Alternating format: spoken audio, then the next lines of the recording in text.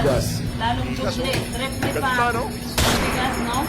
Ma'am, nakakatanggap din po ba kayo ng ayuda? Katulad po ng AX, Tupad. Wala, hindi kami nakakatanggap yan.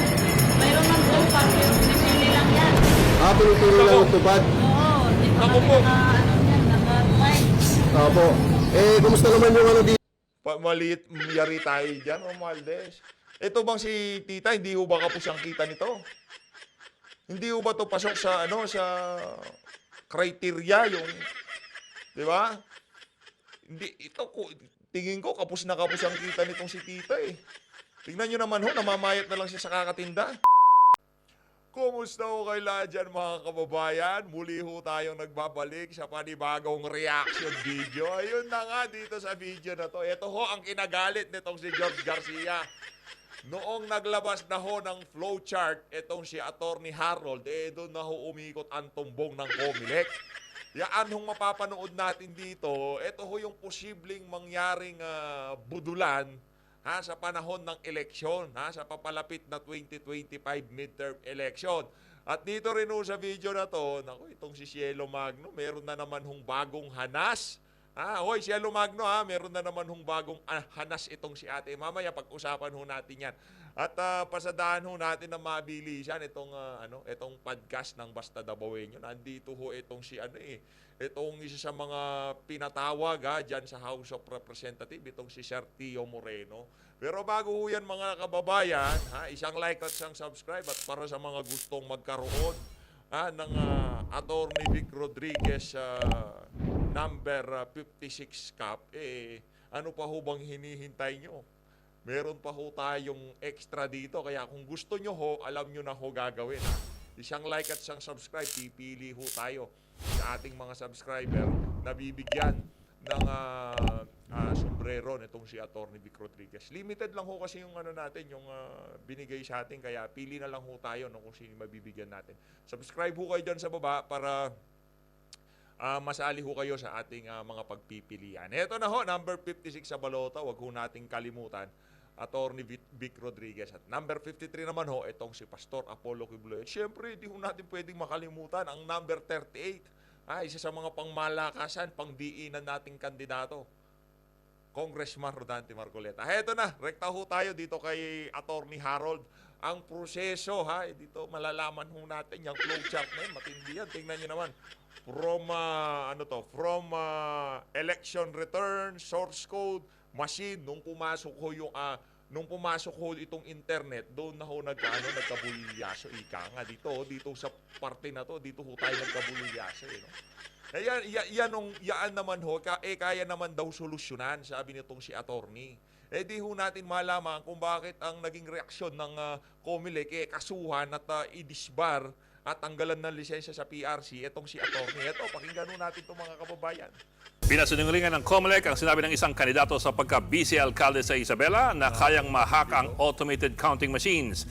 Nagsampan sila ng reklamo laban sa naturang kandidato. Nasa frontline na balitang yan si Dave Abuel. Nitong Enero, may in-upload na video ang kandidato sa pagka-vice mayor ng Reyna Mercedes Isabela na si Attorney Jeril Harold Respiso. Sa video, tila itinuturo niya kung paano mamanipulahin ang automated counting machines para sa Bilang Pilipino 2025. Dahil dyan, sinampahan siya kanina ng Comelec ng reklamong paglabag sa Cybercrime Prevention Act. Ayon kay Comelec Chairman George Garcia, mapanganib at maituturing na misinformation ang video ni Respiso. Ngayon palang kinukondisyon ang isip ng sambayanan na pwedeng gawa ng paraan ang ating pong halalan. Kung bigla siyang manalo, sasabihin dahil sa produkto yan ng kanyang pagmamaniobra, o kaya naman pag natalo, sasabihin niya na minaniobra ng iba yung resulta ng ating pong halalan.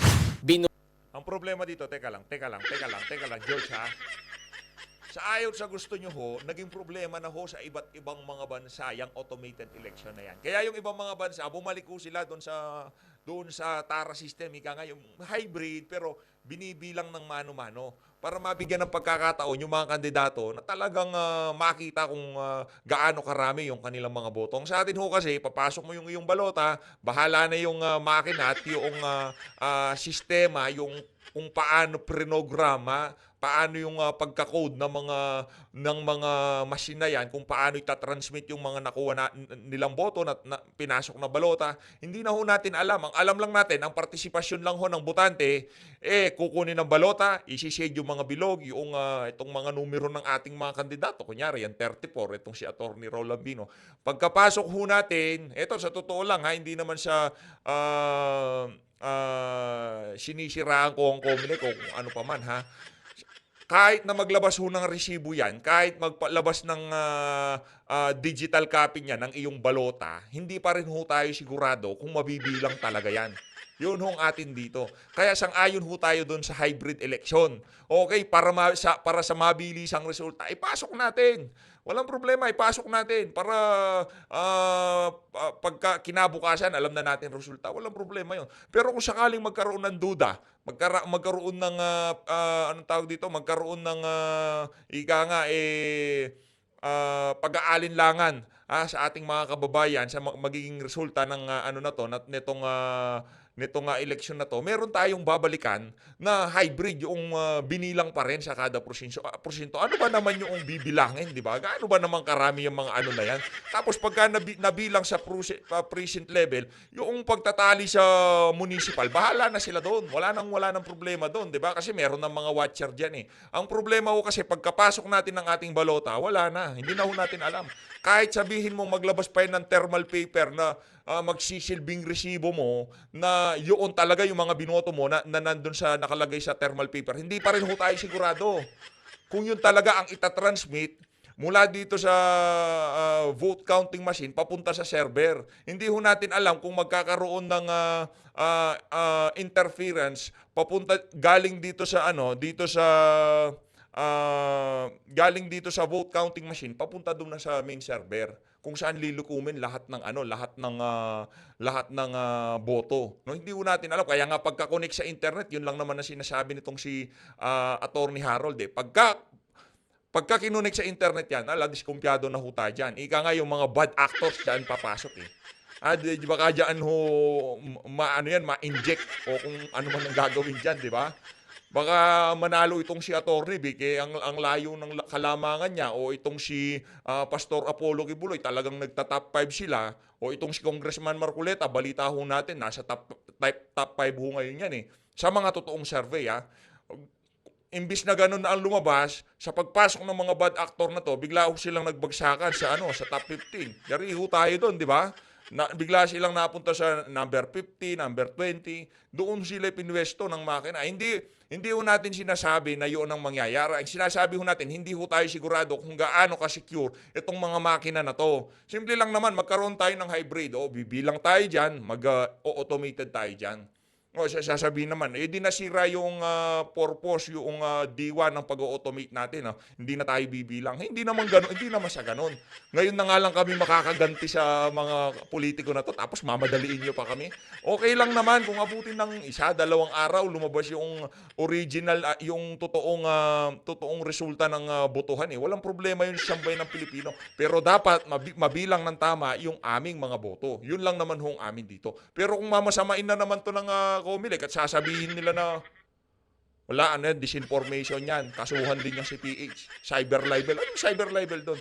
Ang sinasabi ho natin dito, bigyan nyo ho ng garantiya ang sambayan ng Pilipino na magiging fair ang susunod na eleksyon. Kasi ngayon pa lang nakikita na ho natin yung panggigipit eh. Hindi yung makakapagtanong ka eh. Masa-cyber libel ka dito kay George Garcia. Nura na ang nasabing video pero may kopya ang mga otoridad. Hindi binura. Yan, gusto na naman palabasin itong mga media o binura nitong si Atty. Harold kasi mali yung sinabi niya kasi nag-cyber libel siya. Hindi yung ganon. Ang nagbura ho yung mismong Meta. Kumbaga merong nag-plug dun sa video na peking balita o misinformation o kung ano pa man yan. o kung ano pa man yung itinag nila dyan sa video na yan. Pero yung si Atty. Harold, di niya binura, yun ang malinaw, okay? para magamit na ebidensya sa isinampang reklamo. Bukod sa disqualification case, balak din ng COMELEC na ipadisbar at tanggalan ng lisensya si Respiso sa pagiging accountant. Depensa naman ni Atty. Respiso, ginawa niyang video para ipakita sa publiko ang kahinaan ng ACMs bilang isa rin daw siyang IT expert. Pwede raw kasing mabago ang resulta ng botohan bago ang printing ng election results. Kapag bumoboto ka sa voting machine, yung internet pwedeng gamitin ng hacker para baguin yung resulta ng eleksyon kapag corrupted yung source code ng makinang iyon. Yun lang ang puntos ko. Mungkahin niya sa COMELEC, huwag i-connect ang mga ACM sa internet bago ang printing ng election returns. Paglilinaw naman ng COMELEC, hindi kayang i-hack ang ACMs. Iko-connecta lang ito sa transmission device kapag naimprenta at naipaskil na ang resulta ng botohan sa bawat presinto. Paano mo siya mababago? Paano mo pwede mapakialman yung results kung ganung alam na ng lahat? Watchers, voters, citizens arm, kung ano yung result dahil nakapaskil na yung pangsyam na kopya ng election returns sa bawat presinto. Yan ako yan na nga ba sinasabi natin? No, ano ho talaga, sa totoo lang, di tayo bilib dito. Hindi tayo bilib dito at yan ho ang isa sa kinasira nitong si Amy Marcos sa atin. Kasi nung sinasabi nila, nadaya nitong si Leni Robredo, ang kanyang asawa, ang kanyang kapatid, ang iingay ho nila dyan sa Smartmatic na yan, di ba? Ang iingay nila, aayusin daw ho nila yung voting system sa ating bansa, yung eleksyon, aayusin nila. Siya nga yung chairperson ng Committee on Electoral Reform dyan sa Senado. Pero imbis na itulak niya yung kanyang sinasabi, dapat magkaroon tayo ng hybrid election. Oo, meron tayong automated pero merong pinanghahawakan yung mga kandidato, yung mga botante na talagang nabilang yung kanilang mga boto. Kahit papano doon sa precinct level, mabigyan ng kalinawan kung gaano karami talaga ang nakuhang boto ng bawat ano. Yung talagang totoong bilangan hindi yung tipong manggagaling lang yung resulta dyan sa mga machine na yan. Kailanman kasi ano ho tayo kumbaga, hindi naman tayo expert. No, wala lang ho tayong tiwala sa mga ano na yan, sa mga computer, no. Yung mga computer natin dito, meron takip lahat ng camera, na yung mga mic na di-disconnect lahat. Kasi alam mo natin kahit ano pang ka-secure niyan, kahit ano pang ilagay mo security pagka computer nakakonect sa internet, hindi ho kayo ligtas diyan. Wala akong ligtas sa internet. Ngayon, itong mga BCM na to, ACM, o kung ano man tawag ni George Garcia dito sa mga makina na to, hindi ho natin alam kung paano gumagana. Pero sigurado natin dito, pagka yan ikinonekta sa internet, magkakaproblema tayo dyan. Doon na ho talaga tayo magkakaproblema. Yung bago mag-send ng mga resulta, doon ho ikukonekta sa internet. Meron ho bang problema doon sa gustong mangyari nitong si Atty. Harold? Sa tingin ho natin wala. Kung yun magbibigay ng kapayapaan sa pag-iisip ng ating mga kababayan na magiging talagang kapani-paniwala o talagang yung integrity ng ating susunod na eleksyon talagang masusolidify gawin ho natin lahat ng bagay na nakakapagbigay duda sa susunod na eleksyon, ayusin ho natin. Huwag ho yung mga nagre-raise ng mga tanong, tanong lang naman nagtatanong tayo kung gaano ka-secure. Kasi hindi nila pinapaliwanag. Ang sinasabi lang nila, papasok mo dyan, babasahin na ng makina, ayun na, nakaboto ka na. Ganun lang ho, pero yung proseso walang pakialam diyan yung hindi natin alam kung ano mangyayari. Yung pangalang pagpasok di ho natin alam Hindi naman nag-advertise ang COMELEC diyan sa mga mainstream media o itong magiging proseso natin sambayan ng Pilipino Pagpasok nyo dito sa makina, meron meron photocopy, kumbaga merong mai-scan yung inyong balota, magaganon. Kaya talagang secure na secure yan. Kung ano yung ilinagay nyo, yan ang lalabas sa resibo at yun ang mabibilang, di ba? Yun ang problema, hindi ho natin alam. Dapat sana ganito na lang, merong malaking screen. Bawat presinto, pagkapasok mo, titingnan mo yung mga kandidato mo, automatic pagka pinasok mo, automatic makikita mo yung numero, magpa-plus 1. Yung tipo, wala talagang kawala yun eh. Bawat pasok, makikita mo mag-iiba-iba. Kasi, pinasok mo, yung 12 kandidatong pinasok mo, titignan mo lahat. Mag-aano sila. Yung mga hindi mo minarkahan, magkukulay black and white. Yung mga minarkahan mo, magkukulay, magkukolor sila, tapos maglalagyan ng plus 1. Di ba? Yung talagang makikita, mabivisualize ng ating mga kababayan, ayun yung boto ko. Nabilang yung boto ko. Ganun ho sana gusto nating mangyari. Kaso hindi. Yung tipong, sige, mamayang hapon na natin malalaman kung gaano karami yung mga nakuhang boto ng kandidato. Yung tipong nag-pile up na yung lahat ng botante, yung kanilang mga boto, tapos biglaan na lang, okay, yan yung boto. Hindi ho natin alam paano tayo umabot dun sa mga figure na yon. Sa totoo lang bumoboto ho tayo pero hindi ho tayo sigurado kung talaga nabibilang ang ating mga boto dahil sa mga makina. Wala ho tayong tiwala sa mga makina. Wala ho tayong tiwala dyan, lalo na pagka kinonekta mo sa internet. Wala ho tayong tiwala. Kayo, kung kahit naman wala tayong tiwala, kung yun lang naman ang paraan para mabilang yung boto natin o makaboto tayo, ano ba magagawa natin? Boboto tayo. Pero ang problema, may tiwala ba tayo dyan sa automated system? Wala ho tayong tiwala dyan, sa totoo lang. Handa raw si Respiso na harapin ang reklamo, pati ang planong disqualification at pagpapatanggal ng kanyang lisensya bilang abogado at accountant. Nagbabalita mula sa Frontline, Dave Abuel. Okay, Dave, maraming salamat Kayo ho ba mga kababayan, may tiwala ho ba kayo dito sa automated election na to? I-comment nyo ho sa baba kasi ilang election na ho ang pinagdaanan natin dyan sa Smartmatic, di ba? Paulit-ulit na lang ho yung problema natin. Maya't maya merong magre-raise ng question na merong duda, merong problema, magkakaroon ng dayan. Lagi na lang hong ganyan. Paulit-ulit na lang. Hindi nyo ho ba napansin yan?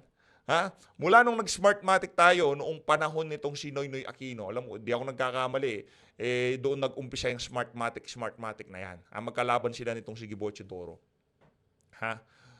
Mula nung pag-umpisa niyang Smartmatic na yan, every time na magkakaroon ng eleksyon, mapa-lokal, mapa-nasyonal, yan hong issue natin. Dayaan.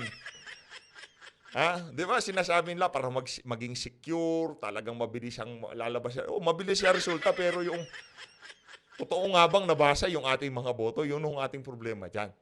Hindi ho tayo nag-aano dito, wala ho tayong sinasabi na ganito yung source code, ganyan mangyayari. Hindi ho, wala ho tayo sinasabi magkakaroon dayaan. Sinasabi natin gaano ka-secure na mabilang yung ating mga boto. Hanggang doon lang ho tayo. Ngayon, kung mamasamain ng COMELEC yan, gagawa natin. Ganyan ho talaga ang buhay sa Pilipinas. Hindi pwedeng magtanong, hindi pwedeng magpalipad ng mga ideya, magbigay ng haka-haka o kuro-kuro sa social media. Masa-cyber level ka. Eto mga kababayan, punta ho tayo dito kay Cielo Magno. Itong si Madam Cielo Magno naman. Oo, talagang ano na naman ho siya, palong-palo na naman ho siya Siguro nagpapataas ng to. Lagay ko dito sa may flow chart ito. Yung merong bad actor kasi itong si Cielo Magno. Ano yan bad actor yan Kunyari, binabanatan niya na itong si Romualdez. Kasi nawalan ho siya ng credibility. Di ba? Ngayon bumabanat na siya. Ito, pakinggan ho natin to. Game. Madam Cielo. Speaker Martin Romualdez, yaman din lang at gusto mong maging Ayuda King. Ay, pakisagot naman tong tanong, bakit binawasan mo ng 50 billion pesos itong pangunahing ayuda program ng gobyerno, yung 4Ps, tapos kapang pinopondohan mo? Anyway. Nakakatawa. Ibang klase ko talaga si Tambano. Ayuda king talaga. Yung 4Ps na kung saan yung kumbaga nasa sala, yung mga social worker, talagang kilala nila kung sino yung mga nasa lugar nila ang nangangailangan ng tulong. Kinuhanan ng pondo yung programa na kung saan kailangang nag-aaral ang mga anak, inaalagaan ng maayos ang magulang kanyang mga anak. Linipat ho yung pondo papunta doon sa AKAP na kung saan wala nga hong malinaw na guidelines. Di ho natin alam kung paano magiging benepisyaryo. Alam naman pala natin, paano maging benepisyaryo, dapat malapit kayo sa mga kandidato ni Tambaloslos. At ngayon naman, kung hindi pa ho kayo nakasubscribe sa PH Update, hindi ho natin malalaman kung mapapasama ho kayo sa ating mga bibigyan nito. Grabe naman yung ganda niya. Rodriguez. 56 ay yung mga ano, yung mga susunod natin, ha. Hindi pa hindi pa napadala nitong si Ate Kat eh. Pagka napadala ni Ate Kat. Tika, dagdagan mo ng konti, ha, para mapamigay ko na rin dito sa mga subscriber natin. Abangan nyo lang. Ah, yung kay ano to, kay Congressman Marcoleta, kay ano pangalan nito, kay Attorney Jimmy Bondoc. Yan, mga malulupit, ha. Kung Dante, Pastor Apollo Kibuloy. Actually, meron tayo kay Pastor Apollo Kibuloy dito. Meron tayong bowler. Noong uling video natin, suot natin to. Kailangan sinashuffle natin para lahat mapasadahan natin. Tuloy. Meron akong challenge sa'yo. Ah. Tawagin natin tong Martin Ay, ito, Romualdez Challenge. Sabi Oh. mo kasi may listahan naman at nakalagay ang pangalan ng mga AKAP recipients. Ilabas natin tong listahan na to, publicly available at makikita online sa internet, no? Tawagin natin tong hashtag ilabas ang AKAP listahan. Alam mo kasi, tax po natin yung ginagamit sa pagpapamudmod ng AKAP program. So kailangan ma-validate natin kung totoo nga bang mga tao tung tumanggap ng AKAP ayuda, kasi baka mamaya sa listahan na yan, dyan naman natin makita si Cheese Curls. Isa pa, Naku, yan ang nga po sinasabi natin. Diyan naman natin makita si Cheese Curls. Ay, bakit? Dahil saan yan? Dahil doon sa Mary Grace Piatos, ganun. Alam mo naman ang sagot. Yun talaga, literal. Ano yun? Harapang pagnanakaw ang ginagawa nila dyan sa AKAP na yan. Hindi na ho kailangang ilabas yung listahan dahil wala naman ho silang maibibigay. Maraming maraming question ang riniraise ng DSWD kesyo privacy daw ng mga beneficiaryo. Anak ng tokat, privacy ng mga beneficiaryo. Yung mga beneficiaryo na yan, ipapublish namin mga pangalan nyo, wala mga picture. Pero bibigyan namin kayo, tig 5,000 piso. Siguro pati yung mga kaapu-apuhan, yung kanilang family tree, okay lang ma-publish sa mga kababayan natin sa sobrang hirap ng buhay. Walang problema yan. Privacy. Walang privacy. Ang problema, yung mga beneficiaryo, kung hahalongkatin natin yung mga yan, talagang yaan yung mga malalapit dito sa mga congressman na malapit kay Tambaluslos. Pero ang mas matindi ho dito, baka merong lumabas na pondo, hindi ho tali doon sa mga beneficiaryo. Yun ang problema natin. At malamang sa malamang, yun ho talagang nangyari dyan sa bansa. yung mga tumanggap naman ng AKAP ayuda, sabi ni Speaker Romualdez, 5,000 pesos daw. 5,000 pesos nga ba ang natanggap nyo? Maganda pong ma-validate ito ng buong bayan. So, pakalat po natin tong hashtag na to. Hashtag Martin Romualdez Challenge. Hashtag.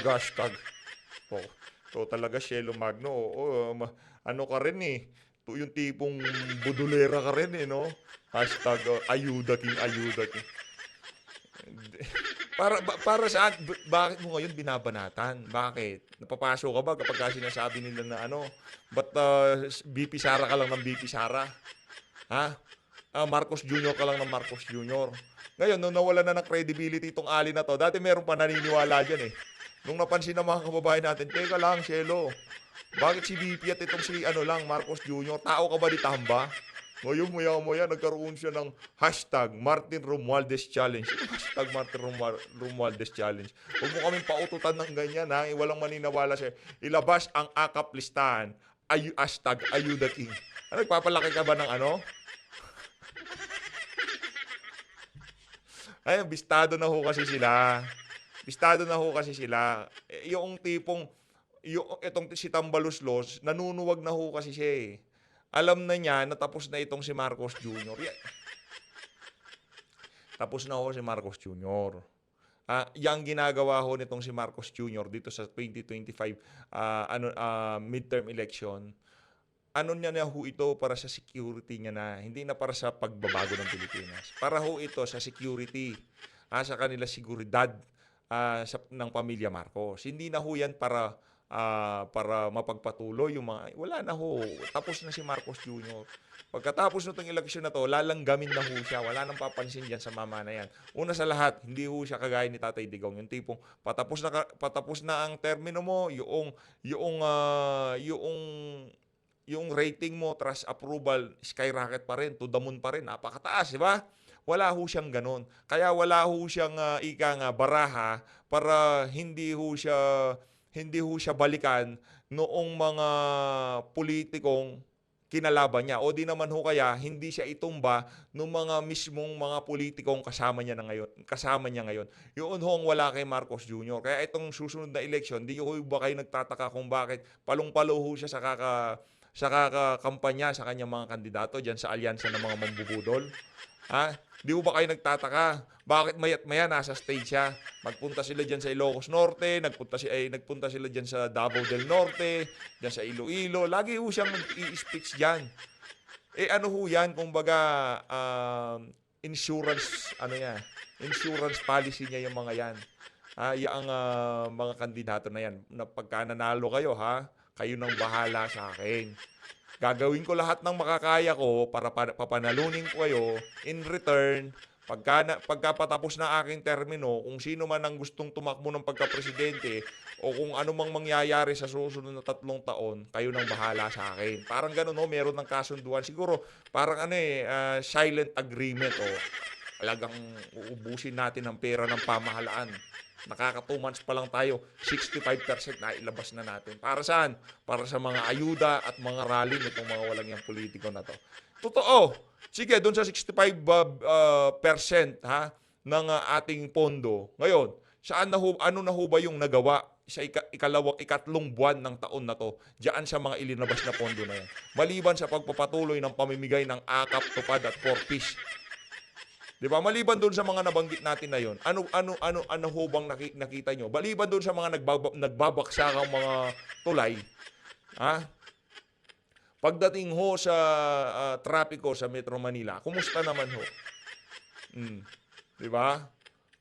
Kaugnay ho sa kaugnay ho sa seguridad, sa issue ng illegal na droga, yung 65% ng pondo sa 2025, ano ho bang naging resulta nun para naging epekto sa buhay ng mga ordinaryong Pilipino? Meron ho ba?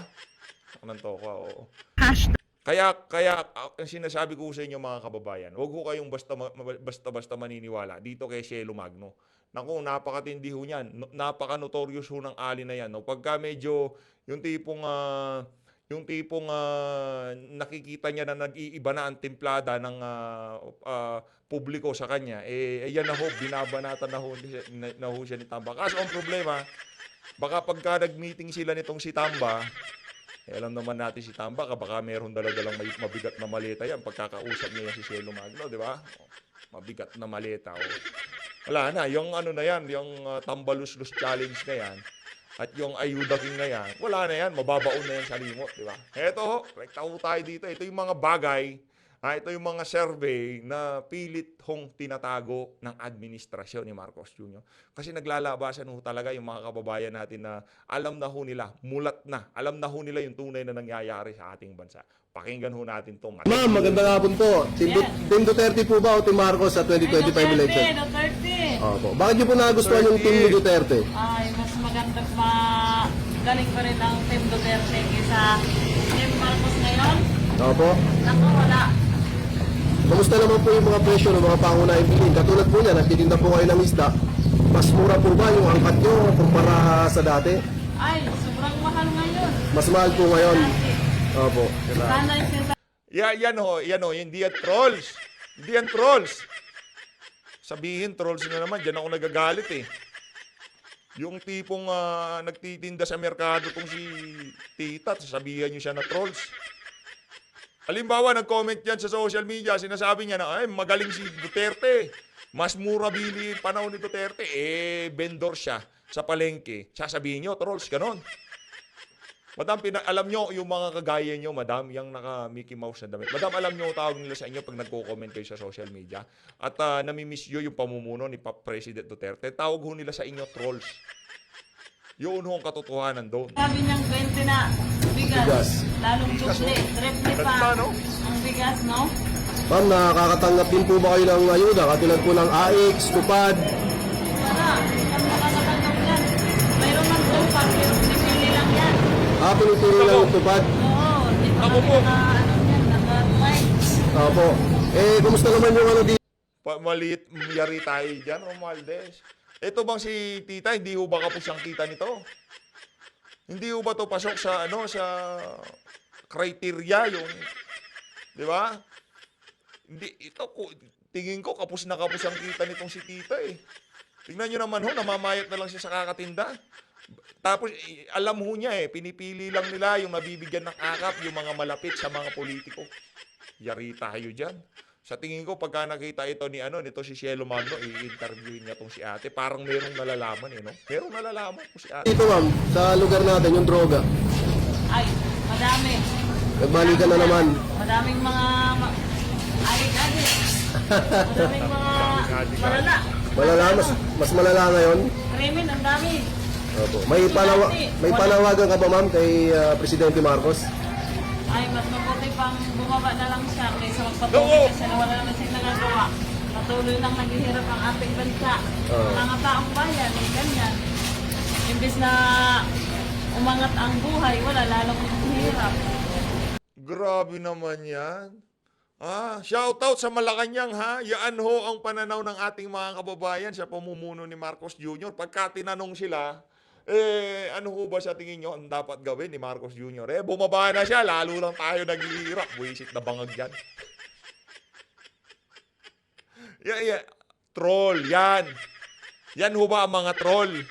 Yung mga troll, yung merong handler, hindi nagtitinda sa palengke. Tingin ko itong si Madam, subscriber din natin.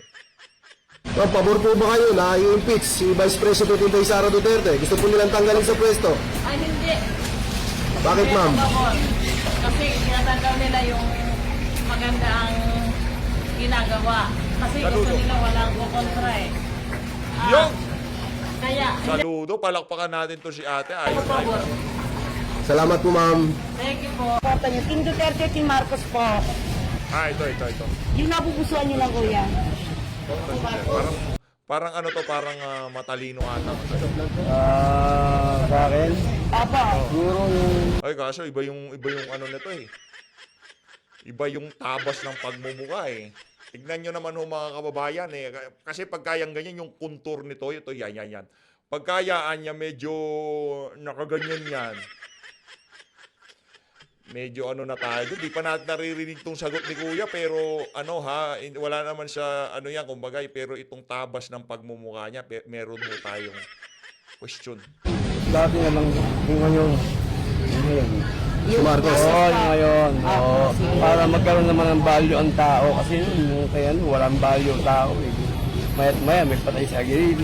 Ganyan. Wala daw value. Sa'yo naman yan, chef. Wala daw value mga tao nung panahon ni Tatay Digong. Yung walang value yung buhay ng mga dorobista at kriminal. Noong mga panahon na kasi laging pumaplakda sa kalsada yung mga yan.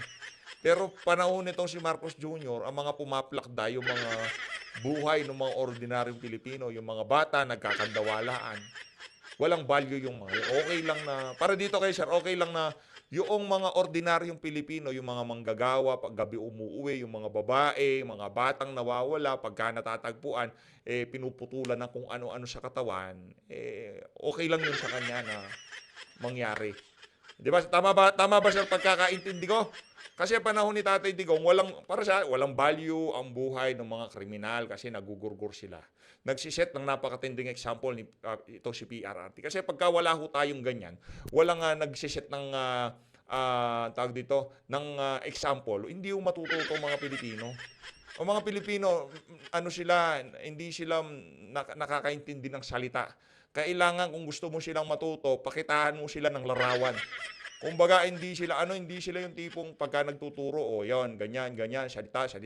Hindi nila maiintindihan yan. Yung problema, pero pagka pinakitaan mo, ito, yan, picture, yan, drugista, natumba. Kasi, dito, Miguel, natumba. Yun, pagka nakita ng Pilipino, sample, ayos, naintindihan ko na. Titigil na ako. Ganun ang mga Pilipino. Ngayon, itong si Sir, okay lang yung mga ordinaryong Pilipino, yung mga batang nagkakandawalaan, okay lang yun. Okay lang yun matagpuan na nakatali, yung mga babae. Okay lang kay kuya yun. Yung buhay ng mga kriminal at drogista, yun ang precious. At talagang binabalyo nitong si kuyang balikudi ng pangalan. Thank you. Salamat sir. Tay, magandang hapon. So, survey lang po. Ito, medyo maputi ito, tsaka medyo maganda pangangatawa. Po kami tay. sa darating po na 2025 election tayo. Ito. Inunostra natin to ha. Lumalaban ng parehas, mukhang kumpleto tulog. Duterte. Sino po ba napipili natin? Team ni Duterte, team ni Marcos? Bakit po si Duterte tayo? Bakit po yung team niya? Nanonostra ho natin yan. Pagka yan medyo kumpleto tulog at yung panga diretso at ang bilis mag-isip, automatic. 100% ganito ho yan oh. Ganito ho yan oh. Ayan. Ay, madam, many thanks. Maraming salamat. Ano natin to ang tawag dito? Kinuha natin to. Suot-suot niya. Ubarin mo na yan. Akin na yan. Sige na, akin na yan. Hingi ka na lang ng ba. Itanggal niya yung show. Tapos sinalcohol niya. Hindi, okay lang. Kahit na meron pang yan. Libag-libag yan, okay. Siya pinakamahusay niya, Presidente. Yo! Magbigay po. Pagka ganyan yung mga ini-interview, pinapalakpakan natin yan, syempre. Alam na alam mo maliwalis yung mukha. Parang yun, nakakahuig ko nga Yan, medyo kasing edad ko yan. Yan si Sir. Pagka alam na alam ho natin, pagka yung yan, taga-suporta ni Tatay Digong, laging bagong gising. Laging masaya yung dating. Wow, ayos talagang kompleto tulog mo, Sir. Yung kanina, di ba, ganyan siya talaga. Po kayo ng isang sinasabi niyo po na magaling nga po at mahusay si Pangulong Duterte.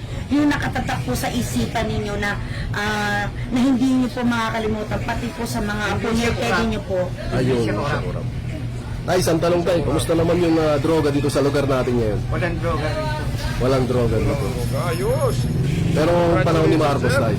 Nagbalikan ba? Nagbalikan na yata Nagbalikan na naman. Oo. Panahon ni Tatay Digong, ang saya na Wala nang droga Panahon ni Marcos Jr., balikan na naman. Kumusta naman yung kayo po nagtitinda po kayo itong mga pangmerienda. Kumusta po yung angkat nyo ngayon, yung bili? Mahal ba? Mura ba? Mas mahal ang mga pangunahing bilhin niyo yun. Hindi siyang tumubo ka ng malaki. Lumaki yung price ng Hindi mo na maibenta ng ang mas mahal. Ganun pa rin, Kasi walang bibili. Tayo, nakakakuha po ba tayo ng ayuda mula sa gobyerno katulad ng AKAP, Tupad, AX? Napapasama ho ba kayo? Wala. Ay, hindi po ba? Ilang taon na po kayo, Tay? 59. Malapit na po kayong mag-senior. So, ayun, Tay, anong panawagan nyo sa ating Presidente Marcos kung may panawagan po kayo? Marcos? Dito sa kasalukuyang administrasyon. Umalis na siya sa upuan. Umalis na sa upuan. Maraming salamat po, Tay. Magandang hapon po. Thank you po. Thank you, Tay. Tay, thank you, Tay, Ako, pinapasalamatan ko yung sila tatay. Palakpakan natin si tatay. Sige, tambay lang ho tayo. Lang po sa may election 2025. Team Duterte, Team Marcos po. Pili lang po kayo, sir. Yung nasa puso. Nostrahin natin. Tingnan natin tabas ng mukha. Parang mahirap to, Sige na! Wala po. Wala. Sa kanila. Center lang sa center. Sabi ko na, nahihirapan ako. Dito tayo. Kanya kayo. Sir, pili lang. Team Duterte, Team Marcos po sa may election 2025. Team Duterte tayo. Team Duterte. Bakit po? Kompleto tulog, palakpakan, pagkaganyan. Sir, sir. Bakit po Team Duterte napili nyo? Siyempre, alam mo daming kagandahan, mga kriminal. Ngayon, wala na. Hindi na pumalik. Si Marcos, walang kwenta. Parang isisiboy lang siya. Kahit yung Duterte, kahit kayo di ba, alam mo, paano mangyari noon. Diba? Kahit sino ka, kahit polis ka, binabara ka ni Duterte, pinatawag ka. Kay Marcos, ang ginawa ngayon, puro lang sa mic. Pagwagwapo lang, papunta ko na. Diba? At diba si TV? Duterte, pag makita ka, mumurahin ka na. Kahit nagmumura yun, pero okay, kapangalan niya ngayon. Dala yun. Ang ano sa inyo, may sadis na. Salamat, sir. Okay, sir. Sir, survey lang, sir. Sa may election 2025, kami na hindi masusuportin nyo po. Team Duterte, Team Marcos po. Kanina po, Team Marcos po. Okay, ma'am. Sa inyo, ma'am. Team Duterte, Team Marcos po. 2025. Kanina po team masusuportin nyo. Team Duterte, Team Marcos po, ma'am. Ito lang po. Team Marcos. Team Marcos. Bakit po Team Marcos, ma'am? Bigyan niyo po isang dahilan lang, ma'am. Bakit Team Marcos? Ito yung Marcos ito. Marami ka bang kaibigan, ma'am? Marami ka ba, ma'am, kaibigan na na pumlakda sa kalsada ang panahon ni Tatay Digong? Kaka-TikTok mo yan. Tigilan mo kasi kakascroll ng kakascroll. Wala ka nang ginagawa. Mag-exercise ka. Pambihira talaga tong si ate. Oo. Mag-ano ka, mag-jogging ka. Tigilan mo muna, kakanood mo ng kung ano-ano sa ano. Kaya hindi mo alam nangyayari sa Pilipinas eh. Wala, yun lang po yung nakikita ko mas ano eh. Sige, ma'am. Thank you. Thank you po. Thank you. Yung napupusuan nyo. Team Duterte o Team Marcos lang, ma'am. Pili lang kayo. Kaninong team? Duterte. Sir, kayo, sir. Magandang hapon, sir. Sir, Team Duterte, Team Marcos. Team Marcos. Ayan, dito sa kabila. Thank you, mama. Sir, interview lang, sir. Sige, pasok tayo. Pasok kami, sir. Sir, sa 2025 election, sir, sino po ang pipiliin nyo? Team Duterte po ba o Team ni Marcos? Eto sir, ang tingin nyo po. Ano po ba sa team na? Sila dalawa. Okay naman, dalawa. Okay. Pero dapat may isa. Yan na nga. Okay. Salamat, sir. Pili, ano? Oo. Kumbaga halo, ano? Sige. Thank you, sir. Salamat po. Baka sila, di. Ito nila. Thank you, sir. Thank you. Hello, ma'am. Magandang hapon po. Kasi survey po sa may election 2025. Kaninong team ang susuporta niyo? Team Duterte, Team Marcos po? Duterte. Duterte. Sir, kayo, sir. Duterte. Ayan, bakit Duterte? Yan. Maganda nitong si ate, oh. Alam mo yung mga Duterte supporter, eh. Magaganda at mga pupugi. Drug addict. Sa drugs, sa mga drugs, tsaka yung patayan. Kasi ngayon sa Biblia, wala. Bagsak daw tayo. Nagsisi lang tayo. Salamat. Thank you, ma'am. Tayo sa Kaninong po tayo susuporta niyo? Team Duterte, Team Marcos po? Yung napupusuan niyo lang. Team Duterte po. Kayo, sir. Sir, Team Duterte, Team Marcos. Duterte po kayo. Salamat, sir. Thank you, ma'am. Hindi, joke lang. Yun! Meron akong nakita. Teka lang. Rewind natin. Team Duterte, Team Marcos. Duterte po kayo. Duterte, syempre. Salamat, sir. Thank you, ma'am. Merong naligaw, oh. Ayun! Ayun ang sinasabi ko. Yan ang sinasabi natin. Mali ang numero ni Atty. Vic. Mali. Number 55 siya. Number 56 na ho siya ngayon. Pero merong mga poster, ha. Maganda. Ayos yan sa mga palengke. Ayos. Dapat magkakasunod yan, eh. No? Pagka naglagay na yung mga kandidato natin, isang wall, magkakasunod na sila. Nandun na lahat. Yung Tatay Digong, nakaganyan siya, oh. Di ba? Kaya ganito na lang dapat. Nasa likod sila, tapos nasa harap si Tatay Digong ng gano'n, no? Di ba? Yung meron silang gano'ng TikTok. Hindi, joke lang. Ito muna kayo, ma'am. Last na, ito si ma'am. Ma'am, sa may election 2025, kaninong team ang susuporta niyo? Team Duterte, Team Marcos po? Hindi si Duterte presidente. Thank you, mama. Kumain yung mga tao. Ulitin mo sinabi mo, sir. Sandali na siya. Sabi ko, ang naisip ko doon, pandemic, kung hindi si Duterte, kung sino-sino lang na naging presidente, paano niya pakainin yung tao sa Pilipinas? Hindi nila kaya eh, ayuda nga eh, pinipili lang. Pero si Duterte, ako nakatanggap ako ng 2 beses ng tag 8,000. Kay Duterte. Oh, kasi Pero ngayon kay Marcos, Ha? kay Marcos, nakatanggap ka ba? AX. Ni piso. Wala. Wala. Eh baka Duterte supporter ka, sir. Ano lang yun, exclusive lang yun sa mga aso ni Tambaluslos. Kayo naman. Duterte. Salamat, Tay. Ma'am, sa may election 2025, kaninong team ang susuporta niyo? Team Duterte o Team Marcos po? Ito muna kay ma'am. Bakit po Duterte, ma'am? Balik natin dito. Ganda naman ito si ate. Oh, mga Duterte supporter. Bakit Duterte? Siyempre, nawala lahat ng mga snatcher, addict. Yung gusto nila yung Kay ma'am. yung kanang China, yung komunista yung gusto nila. Ayaw ko yung komunista. Bubutan ako sa bundok. Ma'am, kayo, ma'am. Yung pipili natin. Ako, Naku, yari tayo dun kay sir. Malayo sa ano.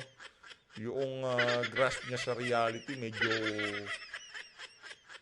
malabo, no? Biglang sumingit yung si sir, no? Yung mga ano yun, pagka ganun, Marcos supporter yun. Yung singit ng singit, yung mga bida-bida, di na ako kinakausap na ganyan yung mga Marcos supporter. Ayun na nga mga kababayan, dito na unahan tatapusin ang ating reaction video. Grabe, di natin napasadahan itong ano, basta dabawin nyo. Sa susunod na video na lang ho siguro yun, no?